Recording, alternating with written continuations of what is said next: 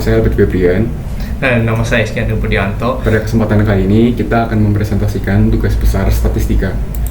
Di tahap pertama tugas besar statistika kami sudah mengumpulkan data, yaitu di sini kami akan mengolah dataset Titanic yang diambil dari web Stanford yang berisi informasi tentang penumpang Titanic yang mencakup beberapa atribut seperti tiket atau P-class, tarif, tiket atau fare, nama penumpang, jenis kelamin, dan usia.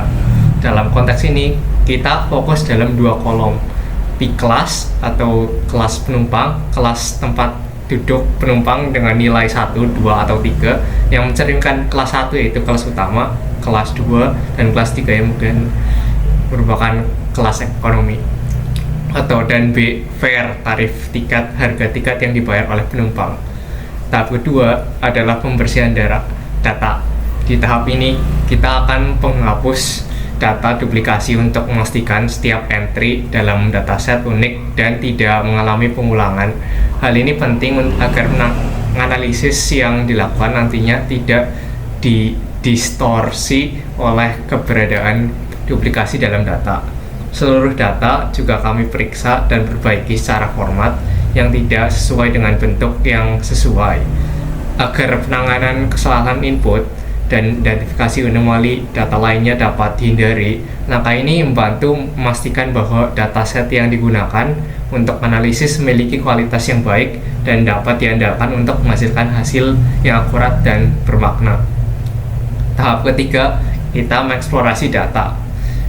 Tahap ini ada dua hal yang kita lakukan. Hal pertama itu melakukan analisis deskriptif untuk memahami distribusi dan karakteristik data seperti mencari mean, variasi, kuartil, minimum, maksimum, dan lain-lain. Analisis deskriptif kami lakukan dengan menggunakan metode describe pada Python dan menambahkan atribut variansi lalu menampilkannya. Dan tahap kedua, kita melakukan visualisasi data sederhana yang menggambarkan data secara sederhana menggunakan heatmap dan boxplot.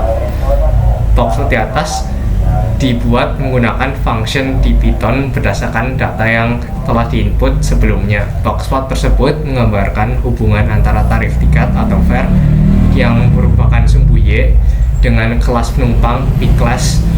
Hal ini memberikan gambaran visual yang kuartil data, rentang interkuartil, dan adanya pencilan atau outlier. Lalu selanjutnya tahap keempat, tahap analisis korelasi. Di tahap keempat ini kita melakukan dua kegiatan. Yang pertama yaitu melakukan perhitungan koefisien korelasi untuk memahami hubungan antar variabel yang ditinjau. Setelah korelasi hubungan antara dua variabel ditemukan, kita menggunakan metode COR pada Python. Lalu kita melakukan analisis korelasi lebih jelas dengan mengubah korelasi tadi yang sudah dibuat menjadi grafik heatmap berdasarkan hasil korelasi yang sebelumnya sudah terbuat. Lalu langkah yang kelima, kita melakukan analisis regresi. Di dalam analisis regresi ini kita juga bagi menjadi dua tahap. Yang pertama yaitu membuat scatter plot berdasarkan data yang telah kita ambil sebelumnya. Nah, pembuatan scatter plot ini kita menggunakan analisis regresi, regresi linear yang kita acu itu terhadap variabel var sebagai x dan P-class sebagai y-nya. Lalu menggunakan function dalam Python yaitu linear regression. Lalu pada tahap kedua ini kita membuat garis linear dengan tujuan untuk mengukur probabilitas peristiwa yang terjadi. Nah, lalu pada tahap ke-6 kita melakukan uji hipotesis. Hipotesis ini terkait dengan main dari data menggunakan dua uji, yaitu menggunakan uji t-statistik dan uji p-value. Untuk menguji kebenaran atau kepalsuan hipotesis yang menyatakan bahwa di antara dua buah main sampel yang diambil secara random dari populasi yang sama. Uji hipotesis ini dilakukan menggunakan fungsi model SMT-values pada Python dan menggunakan SMP-values pada Python juga.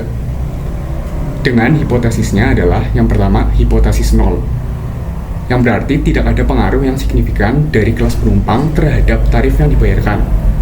Yang kedua yaitu hipotesis alternatif atau H1. Itu terdapat pengaruh yang signifikan dari kelas penumpang terhadap tarif yang dibayarkan.